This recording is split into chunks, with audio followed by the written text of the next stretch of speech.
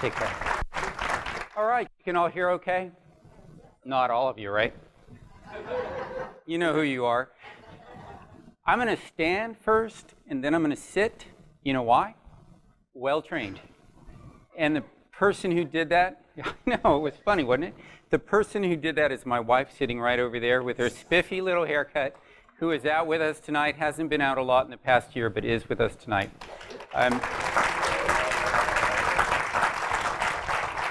I'm embarrassing her, I know. That is not new. Before I was here, I was in Dayton, Ohio. And when I left Dayton, it was with mixed feelings. I know Daytonians had mixed feelings. Some were like, don't go, others were like, bye. They were. It's an interesting place. One of the hardest things about leaving a place that you've grown attached to is leaving the people that you've grown attached to. And the number one artist I was attached to in Dayton is sitting right here with us tonight, Mr. Bing Davis, who is easily the best known artist in Ohio, but known well beyond the borders of Ohio. Are you guys going to applaud? Now you made me lose track. Okay. In Dayton, Ohio, before I ever moved there, little did I know that Mr. Tyrone Geter grew up in Dayton, and that he and Bing knew each other long before I ever came on the scene. And so when I was leaving Dayton, Bing said, well, where are you going? And I said, well, you're not going to believe it. I'm going back to where you were born, in South Carolina, because Bing born here, South Carolina. And he said to me, well, the best artist in South Carolina is from Dayton. And I thought, don't try. And he said, no, Tyrone Geter. So I was talking about Tyrone before I ever came into my own office here. And when I met Tyrone, it was a lot like feeling a little bit of Bing from long distance. Both of these men, family men, both educators of children, collegiate level people, adults, long-term educators, and both draftsmen. They draw first and foremost. So these two men have a lot in common. It was really fortunate for us that Bing was coming down tonight, because I was going to do all the talking. Sounds like I'm going to, I'm not. And I said to Tyrone, well, we just got to have Bing up on the stage. And I want to start the conversation out with drawing, and move that on. And how many here have heard me speak before? Okay, so you know that I like to go back 30,000 years and work my way forward. And I want to do that. If we went back 30,000 years, could you still draw? It's a yes or no question. Yes. You mix up some pigment and some fat from an animal that you have to kill. Sorry, Sarah, you have to do that. And you mix your hand in that and you press it on the wall. And I look at those drawings today and I still get some kind of a feeling. Somebody was there and thinking they wanted to leave their mark. It was important for them to leave their mark that they lived. Now, one more bit of audience participation. Who has a phone? Everybody. So you don't have to know how to draw to make an image. And you can make an image, click, and if you want, you can turn it into a drawing. And so where I want to start tonight with men who started out in a world before smartphones and before instant imagery, who learned how to draw with the earth, with pigment, with charcoal, stuff that comes out of the ground, doesn't come out of your pocket, it's not digital, I know. The world has gotten way more complex in our lifetimes. Way more complex. I think that's fair to say. And you both draw. And you both still draw. And you've seen the results on your students, on your friends, on yourself. We'll start out this conversation about talking about drawing in a world where maybe, is it done? Is it irrelevant now? We talk about relevance. Should people still learn how to do it? Because they got their eyes glued to this phone. And we're going to let you start, unless you want Bing to start. We'll let you decide. Well, that's a... Now I'm going to sit. It's a tough question, but it's not a tough question. I I guess I've been drawing most of my life. I think when we start out by drawing up here. We'll get some volume on it as well. Okay, try it again. But like I was saying, I've been drawing most of my life. And I think when I got to college, I sort of stopped for a minute and got involved with paint. When I came here, I was mostly painting, but when I left college, I was actually doing these really large drawings. Move it up closer. Just move it a little closer. Ben, No. You call me Bing. I like that. Right here? Is Yeah, this it's good. Okay. You're going to make me lose my train of thought. When it goes, it's gone for good, you know. So. but I'm afraid of that. what really taught me about drawing was when I went to Africa. Africa it seems like a lot of times when you're looking at television, you see people sitting around and they're selling this, but like they never move. But Africa is a fast-paced place. When I was there, like I'm into people, I love drawing people. And if I'm standing here talking to someone, a face would come by this way, come back this way, and all day long I'm seeing all these most beautiful faces that I want to draw and want to express myself about. But because the pace in which they're moving, it's not quite possible. I have to go back to my studio and spend 3-4 weeks in the studio doing a painting. So I start drawing. And the more I started to draw, I started to see the power of the expression of black and white. The things, I believe, it might sound a little bit arrogant, but I feel like there's nothing I can't do with charcoal or black and white. I really feel that. It's not true, but eventually I will solve it, you know, because I'm stubborn that way, you know. But so I started drawing, and as I started to draw, I have a tendency to get tired of doing the same thing over and over again. So I was rendering people as I saw them. Then one day, I was in Africa, and I was doing this drawing of this guy at this hotel. And I got so sick of it that I said to myself, you've done this before. Why you keep doing this? I just took my hands like that all over it, you know? And what I saw was something new for me. What I saw was motion. I saw movement. I saw this guy's face break up into planes. And I tried to do that. So when I was in Africa, what I did mostly there was playing around with the form, breaking down the edges. I discovered that the line it's on. I know. I discovered that the line that I used to erase it. Good. But I came back to allowing that line to exist and then incorporate it into the drawing.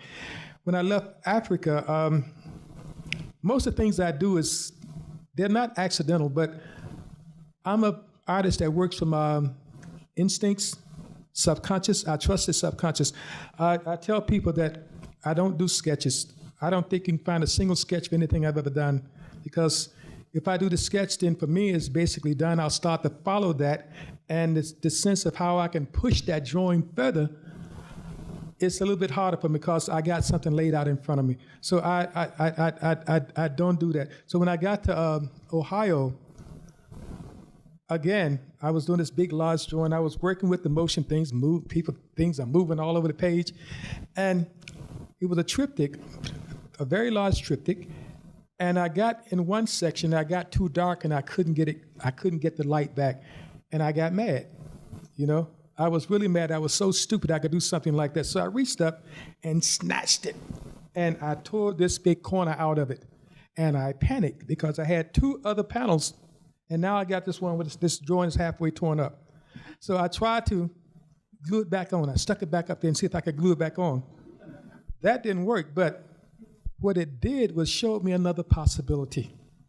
And that's how I got involved with the process of pushing drawing beyond the page, beyond the flat surface, into motion. Romare Bearden is probably the most well-known collagist out there, but I like his work, but I never wanted to be Bearden. In fact, I've never wanted to be anybody but me. And it's the only rare occasions that I allow things to influence me. I would prefer to struggle with a painting until I find my way, then go and look at something someone else is doing. So I've really fought most of my life to follow my instincts.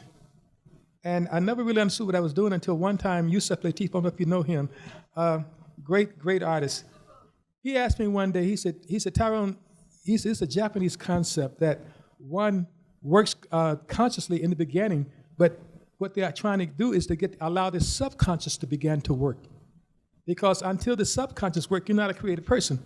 You're just going things over and over, repetitive things you're doing over and over again. So I thought about that, and I realized that's what I do, that I'll start drawing, and if my technique is sound, right into the drawing, I'll forget what I'm doing.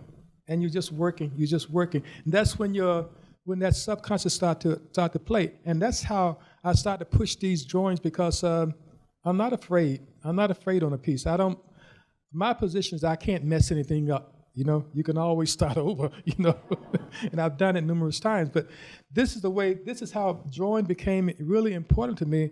And I guess I have confidence enough now to think that maybe, just maybe, if I'm lucky in this life, I might do something with drawing that would push it over the edge, that it would become something that maybe no one has quite seen before. And that's what I'm really after. I want to paint, and I plan to go back to painting, but I can't do both. I can do drawing and pastels because there are kinships there, but I can't seem to paint and draw at the same time. So I'm getting ready to go back to painting, so I don't know what's going to have to drawing for a while. I'd like to take it right back to your original question, Will. Thank you. I think no, just because it's basic.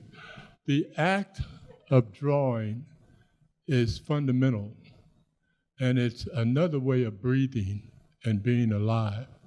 And what I found was that Wow.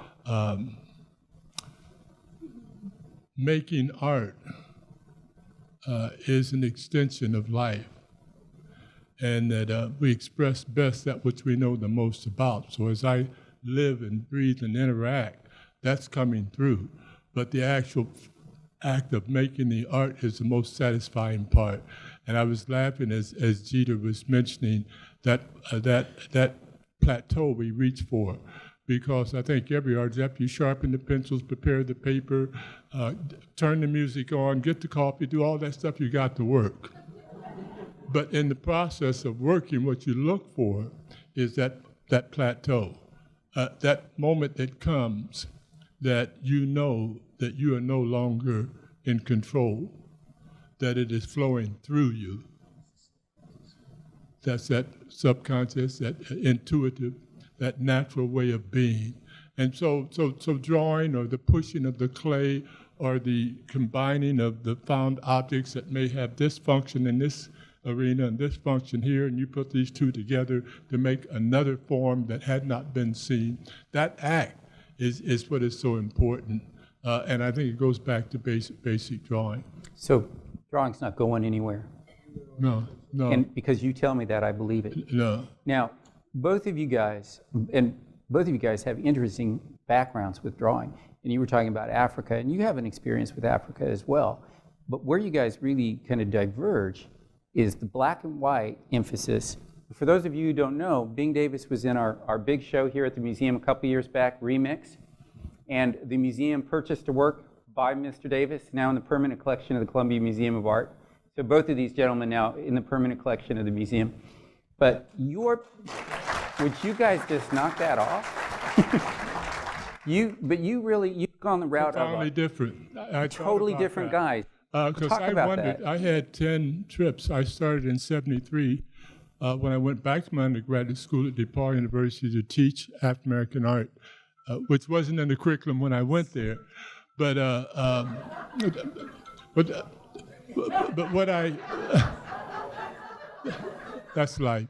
But what I wondered, of all the 10 trips I would go in the summer, develop curriculum material, come back and incorporate it into my teaching and into my travels and working with other communities, I wondered how it would affect me as an artist. I didn't know if I would come back and begin to draw the drummer or the dancers, or the brilliant color from being so close to the equator, or the sounds. And mine came out in drawing. And what I found is that I was beginning to reflect not just the subjects that I saw, but the feelings that it gave me. And so it appears abstract to people, but it is not, because I'm pulling patterns and shape that I saw in the textiles and in the calabash and alongside the drum, and that's creating my composition in the background. And then what appears to be abstract in the lower left-hand corner that's tying the geometric shape with the improvisational abstraction is actually improvisation that comes out of music. And so I'm using music, dance, drama to influence how I make the marks. But even in making the marks, so it's influencing me in those lines and in those linears and in the drawing. So it's there, but it's just as valid a way of seeing and experiencing. So having the experience, digesting it, and having it come through me. Mm-hmm. Wow. This is why I missed. This is why I missed this guy. What he said. Now, both of you guys, you both have that background. You both have that emphasis on drawing, very kind of looking very differently. But we're going to go a little bit beyond the medium now to what you've worked on in your careers. Both of you have a background as educators, as family men, as leaders in your community. Both of you have addressed social issues in your work. Now, with Bing, you've done a whole series on masks, and I welcome you to comment on those because they're extraordinary. Police brutality has been a theme, and Tyrone, your work, especially of late, has touched on not just identity but the problems with identity specifically. And talk about drawing now, but it's breathing, but it's also reaching out to people, like pointing to something. And how does that work? Well, that question made me think, and being educated and being trained as an artist, it had to be a conscious decision because I was encouraged, like many artists, and hearing even from positive instructors saying, now, if you're going to paint that black thing, you're not going to make it as an artist. Now, you need to leave that alone. But yet, what I just said, you express best that which you know the most about. So my experience is the most valid subject matter for a writer, dancer, it doesn't matter. It's who you are and what you know, but what you experience. The first series that reflected that was not the series that started in 1989 called Anti-Police Brutality Dance Mask that is traveling the country, but We Wear the Mask by Paul Laurence Dunbar. We Wear the Mask that grins and lies, that spoke in 1896, speaking of the difficulty of us as a people having to put on a false front and face just to survive in this dominant society. And so there's different ways of looking at the mask, but it also came to celebrating the function of masks in traditional societies, because what I found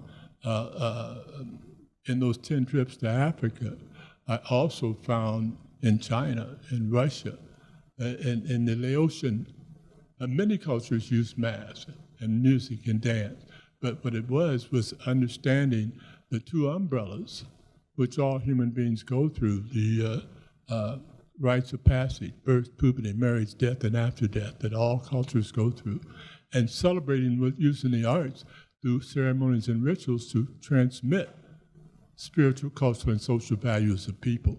But that also changed my teaching, because as a result of that, in '66, I said I stopped teaching art, and I began to teach people, and art becomes a vehicle by which I connect with people from all over the world. But it also validates my existence and allows me to walk into any arena, any place in the world, and feel comfortable because I know who I am. Wow. Okay, you got to top that. I'm in the wrong world up here. But I agree with it, that the working with masks is one thing, but when I started to understand what I was doing, I saw the expressions and the face of people were the mask. So I spent most of my life trying to learn what that thing was that was on their face. I think anybody you see, if you look at them long enough, you see them slip back into who they are. You know, and those were the things that I was trying to find out, because when you look at our history, if we were not able to hide ourselves, we never would have made it. So, in growing up in Alabama, and during the time of George Wallace, it was a different feeling there, and without the proper support, from that little small core community that fought, and the only way they could fight back was to wear that mask. They go into people's houses every day. They couldn't be seen. They were there at work, but they couldn't be seen. So I learned to push my work in that direction, to talk about people. All I really care about in my work is people. I want to express that to them, and I'm looking for a way that doesn't scare people off. When you're online and you use all caps, they say you're screaming. I think you can do that in the arts also. You can talk so loud with the things you're trying to say that people will run away and not listen. And if I lose someone through that, then that's on me. So what I try to do is find that road that would lead me, that would allow me to come up to you, show you so much, and let you take that part and go your way. The next person, it has nothing to do with color, as far as I'm concerned. Although I do use black people to express myself because I know them best. But I spent a lifetime trying to find that sense of how to speak to everybody. So I agree with the mask is really important, but I use it specifically on the faces I see and the things that people say to me, those things that touch me, that creates my composition, creates the things I want to say. Well, thank you. I agree, and one of the beauties of artists like Tyrone Geter is that he's able to take the most ordinary man, as he talked about the people walking by and the people going by, and having the artistic vision and ability to be able to see those faces and see that strength. So he's able to show us not only the joy, the pain, the love, but always the strength and the beauty of the human spirit. And that's what makes him the artist that he is. And I feel fortunate to have been able to have seen him evolve and grow. He remembers me before I remembers him, but that has been the form, and the fact that this giant has shared with Columbia and South Carolina, but he left Ohio shortly after high school, and he really has not come home yet. Because he went on to Ohio University and excelled and went on and got a master's and worked with colleagues. His instructors became his colleagues even before he left. But he was fortunate enough to go to Boston right out of college. And Ohio still does not know all that he has done.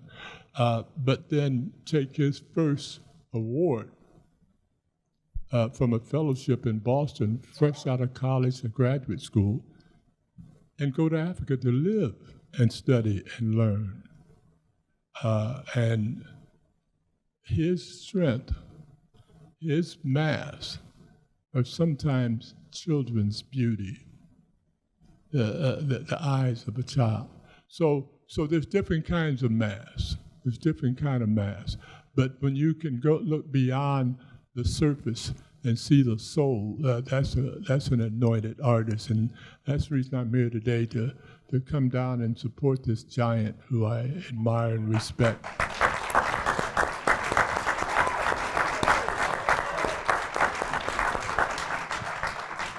What do you say after that? You let me ask another question. No, you. No, you go ahead. Just to say, the feeling is really mutual.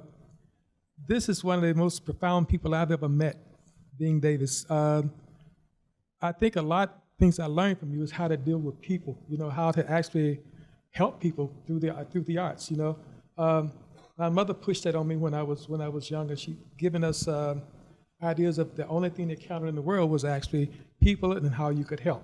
It didn't mean you were stupid and got played, but it did mean that you did the best you could for anybody that came near you. And that's really one of the principles I live by. And when I met Bing did the exact same thing. He didn't tell you he was playing basketball. Bing was All-American or something at one point? Yeah, Bing used to play quite a game, So that's how I actually met Bing. And watching him work and the things he did in Dayton was just incredible, So I tried to do the things that he did in Dayton here, but I'm not as outgoing as being. I can disappear on you for months, you know. It's just it's just the way I am, you know. I get caught up in the work and I get lost sometime, you know. But No, I got my own. I'm all set. Now, both of you men talking about people and reaching out to people and communicating with people, and I knew your work so well in Dayton and gotten to know your work so well here. There's got to be a tremendous, for lack of a better word, faith in the ability of people to look at what you're doing, and faith in the medium itself to speak to them. And I look around the world today. There's a great deal of cynicism everywhere, and not just in the art world, in a lot of sectors. But both of you seem, to me, profoundly optimistic about just the role of art, that it can still make a big difference. And this is where I'm edging the conversation maybe a little more to the political. But because of the subject matter you address in your work, I'm talking about you right now, young men in hoodies, and the assumptions that we will make about them and be misdirected in the conversation. There's a faith that by the image is still powerful enough to make a difference, and a drawing specifically. And again, even though we live in this increasingly cynical and somewhat toxic atmosphere, and what do you see as the role of this kind of art in our world now, in the contemporary world now? And maybe that's a tough question, but I know you can do it. The hoodie was meant to be symbolic. Okay, when I call it the art of the misdirect, that's something that's been happening to us our entire life. You know, when you see the labor movement, you see how black workers played off against white workers by making one think you're better off than the other one, and that's the art of the misdirect. So what I was trying to do was find a way to talk to young people, and they understand that. They understand the hoodies and those kinds of things. So I used that hoodie to try to show that just because it was a hood, it didn't mean you were a bad person. It was just a garment, especially when you consider the fact that these things are bought and sold commercially by some of the best designers in the world. You know, so I believe that if art is not trying to help and do something, what good is it?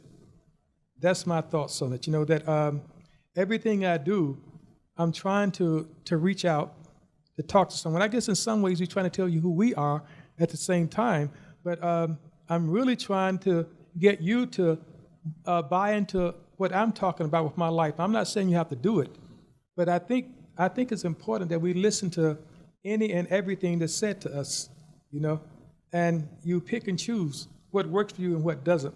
But if you don't do that, then you suddenly miss out on something that's really, really important. So, well said. You know, I'm glad you brought that question up, Will, because in the last 20 years, much of the art that I'm doing, both personally and in the community and with the emerging artist group that I work with, and the artist group that I work with in St. Petersburg, Russia, and the group I work with in the island of Bermuda, is using the arts as agents of change. I got criticized when I began to do this, but then I remembered back in high school going to the library and discovering a great impressioner for me of being able to look at the wonderful work of Kathy Kollwitz and seeing these images that came out of the Holocaust and Auschwitz, or looking at even Picasso's Guernica, which was really about the bombing of a small Spanish town, or looking at Francisco's 3rd of May series of Italians shooting Italians, or Ben Shahn, Scottsboro Boys, of those guys who were accused of rape that was never proven. So I saw artists using art to change the world. So when I began to work 10 years ago with our local artists on Dayton Skyscrapers, that we just celebrated last Sunday, the 10th anniversary. These were 12, 13 artists a year that I asked to look inside our community, in the African American community, and identify an African American, deceased or alive, who had excelled in some field and given back to our community.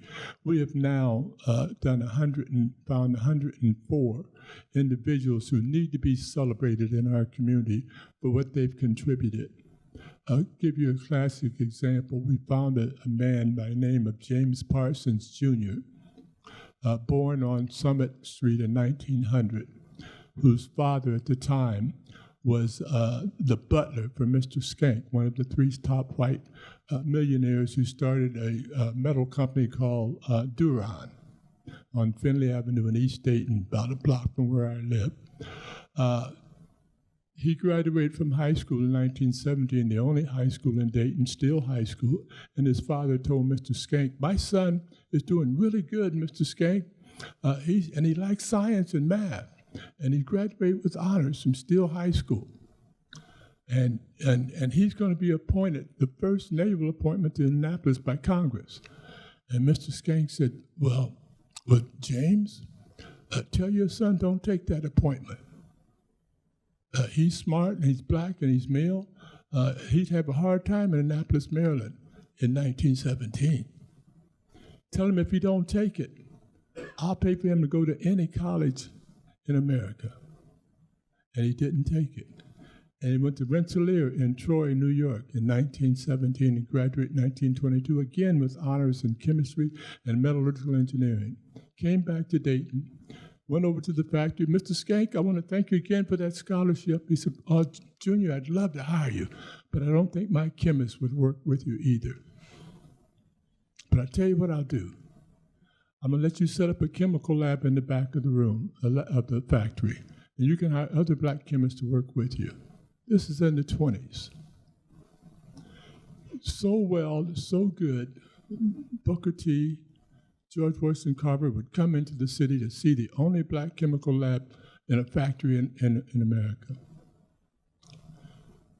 James Parsons, Jr. I was looking for him for my subject, and the city told me he didn't exist. I went to the archives. They said, "Well, someone must have told you a lie. We don't have any picture of this man that you can use as a reference for your skyscraper." And I went back to another source. Said, "Well, go to his daughter. His daughter's still alive," and she gave me the information. This gentleman, James Parsons, Jr., touched all of our lives. James Parsons, Jr. invented stainless steel.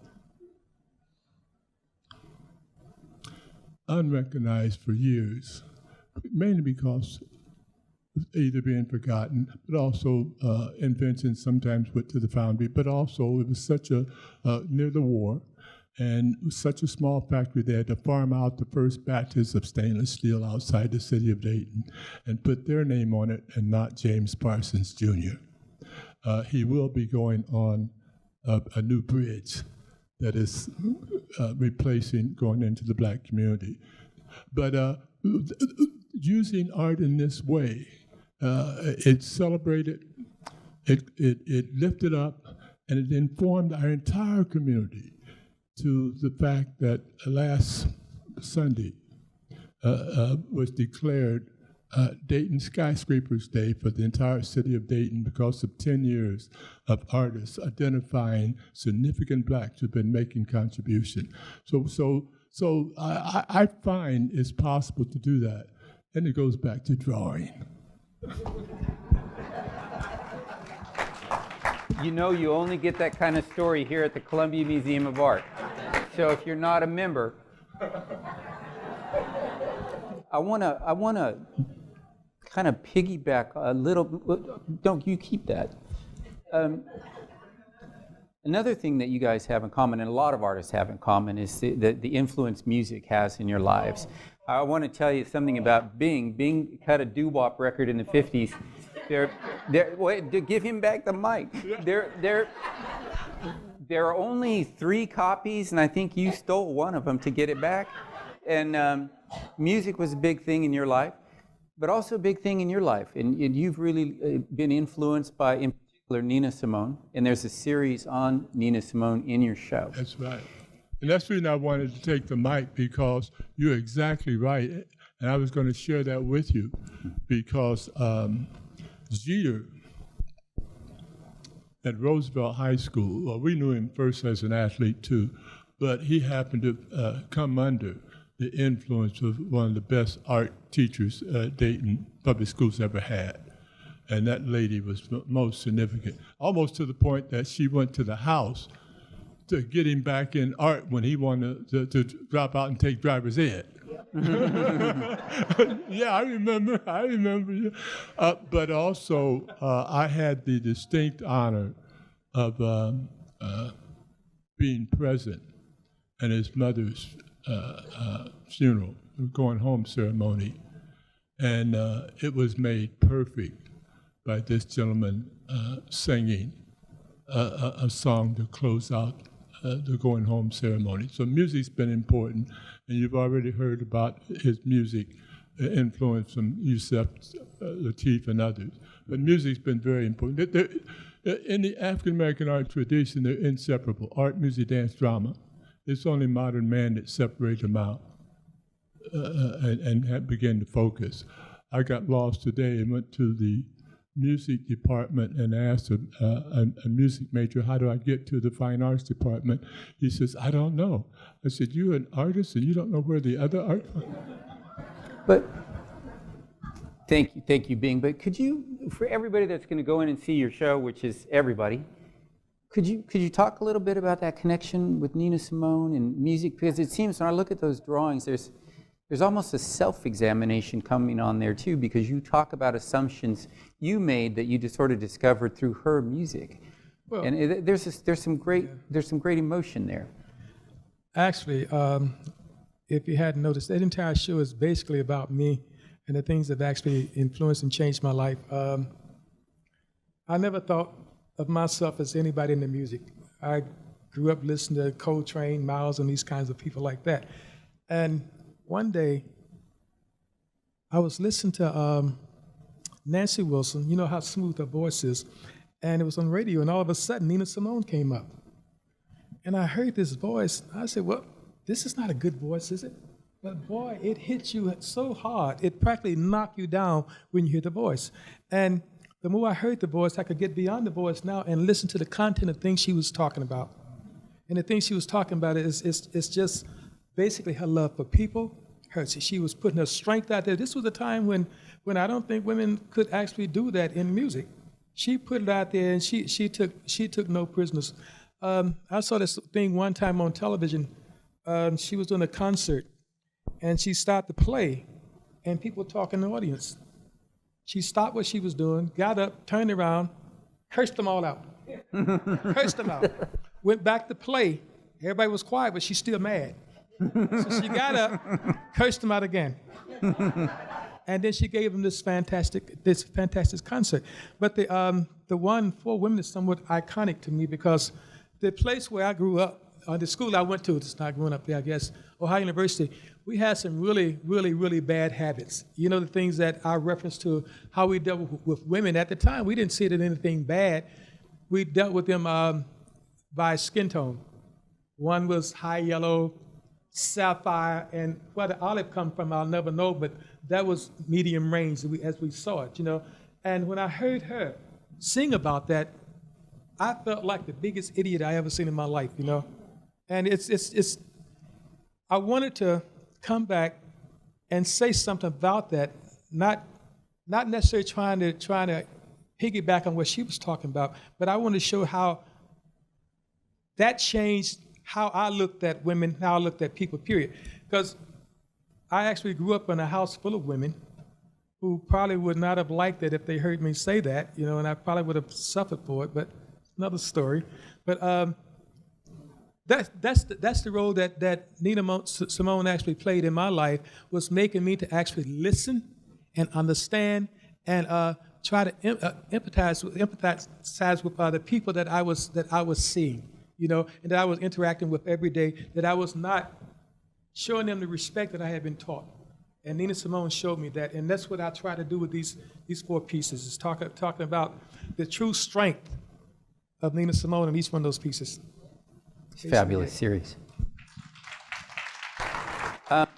Bing? Yeah, Nina Simone, New York Times today, they've discovered her home, and 3 artists just bought her home and going to try to convert it into a nice tribute to her. But she was a giant. And what I want to do, because I just checking the time is going by so fast.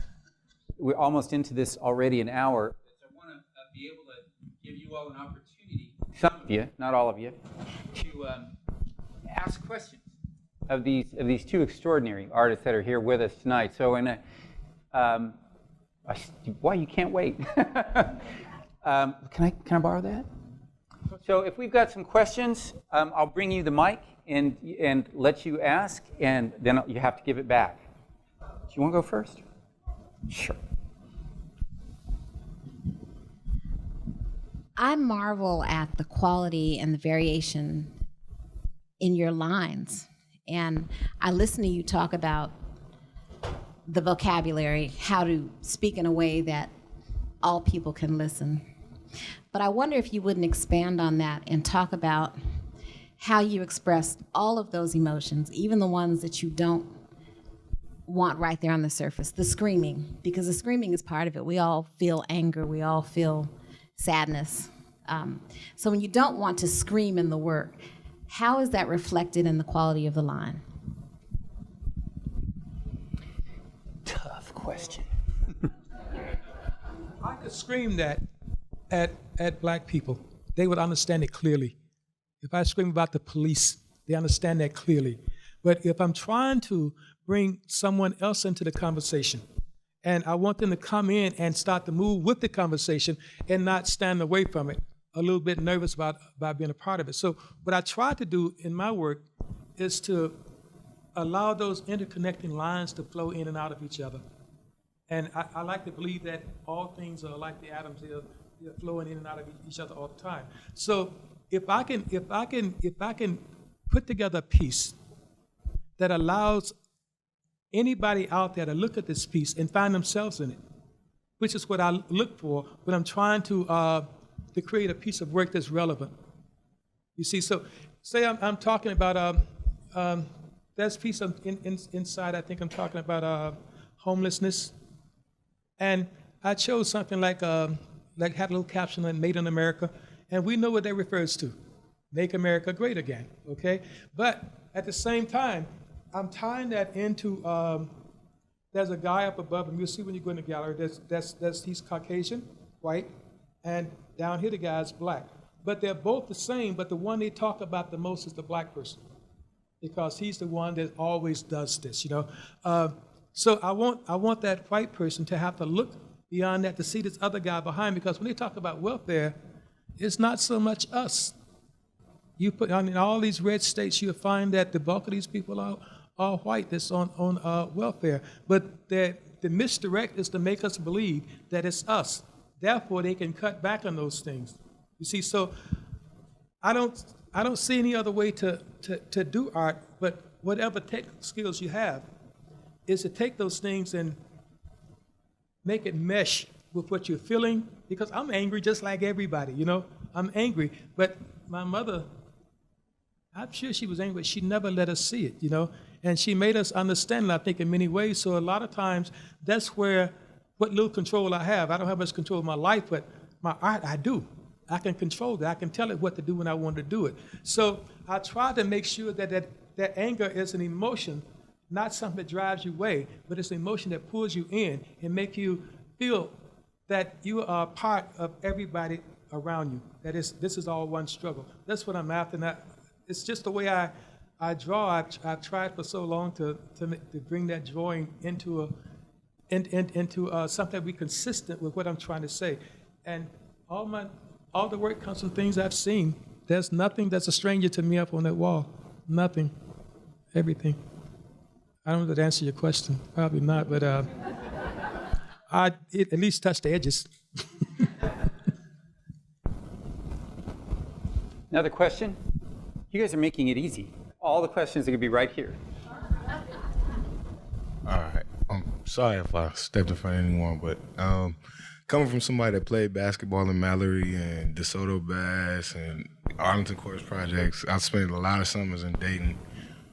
when you look at contemporary art, younger generation of artists, and just our social group, what parallels and what qualms do you have with us, or do you see in us? So I think the question is, what parallels do they see with younger artists? Yes, sir. Okay. What problem? The Soda Bass McCabe Park, Arlington Courts. I was laughing because you just took me back, because that's where we trained. That's where we played all the time. I get asked questions when I travel now because people are surprised that I played athletics. But it's all one and the same. But what it took to become an all-city basketball player and all-conference and get a basketball and track scholarship is the same development it takes and commitment it takes in that studio by yourself to develop, except you have to have delayed gratification, because you don't not have somebody out there oohing and eyeing and cheering you when you're in the studio struggling with your drawing by yourself in isolation. But that commitment is one and the same. It's that drive, that vision and goal to excel.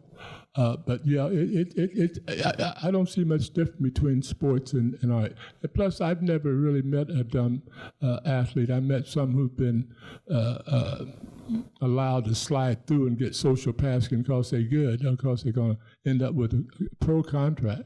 But it takes ingenuity and imagination, because if you're going to go up for a shot and someone's going to make you eat it, you better learn how to do something with it, you know. It is there. I just don't let the athletes that I encounter off the hook because they may have developed some skills at this particular time. And I got a lot of criticism because it was in the 5th grade when I said in Miss Jofie's class, I want to be an artist when I grow up. And I'd already been identified as being the next athlete coming out of my neighborhood. But I was committed. And so all of my buddies, Jason and Tyrone, not this Tyrone, but that laughed at me at recess at 5th grade, I said, well, all right, Tamil, I heard you laughing at me when I said I want to be an artist. You too, Tom.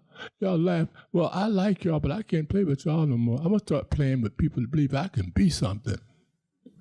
And I didn't realize I was learning how to cut fools loose that don't get in my way, you know? It's a direct correlation to the commitment and the direction in order to excel. Yeah, it's a good question. Okay, next one, not too far back. Okay, all right, gotcha.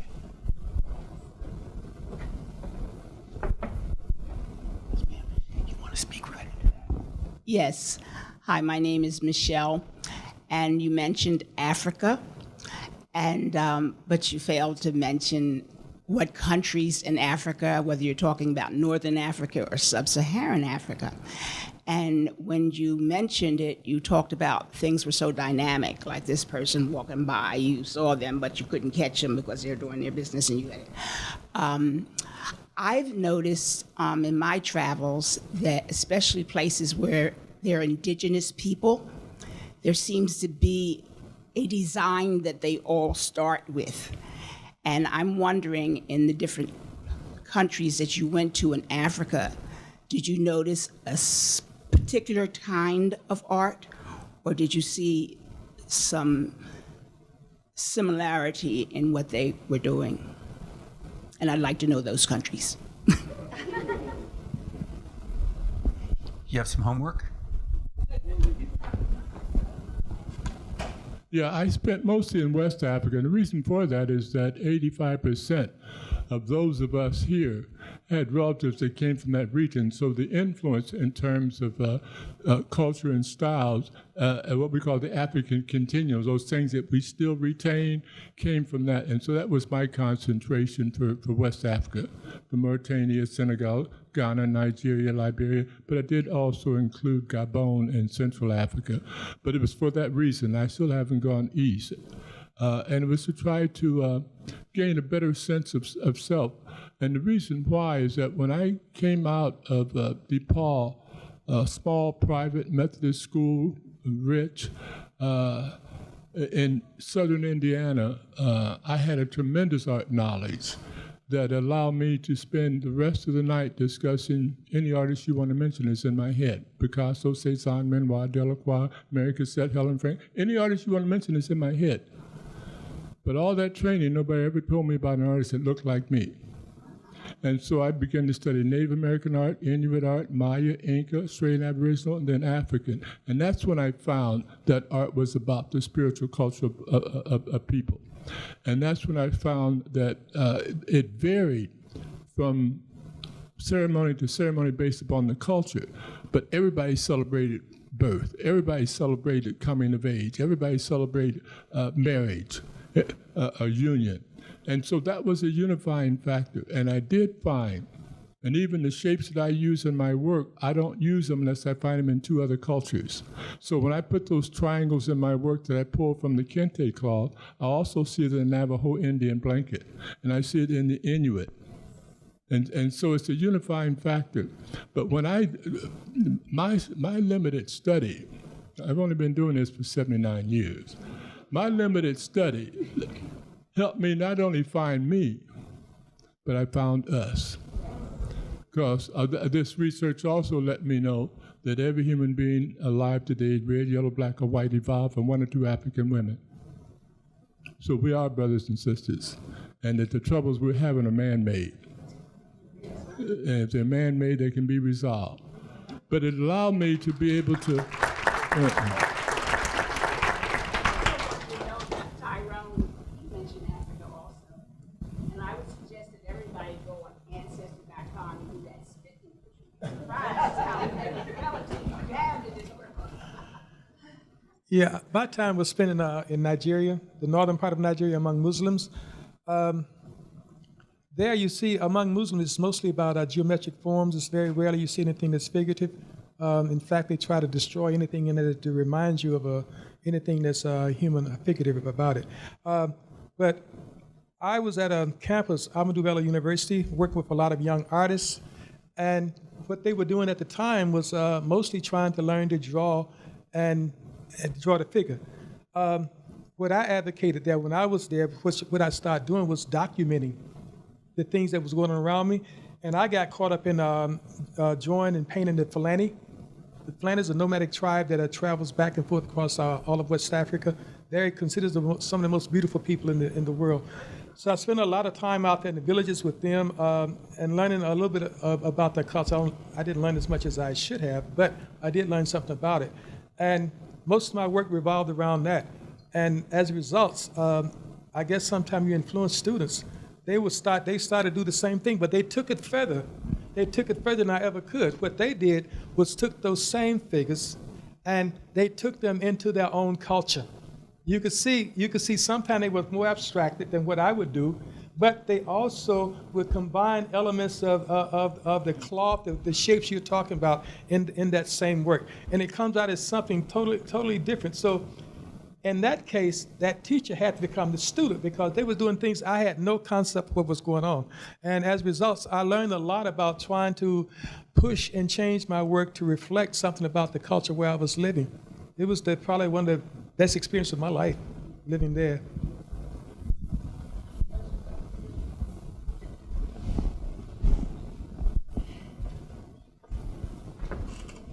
You bear with me.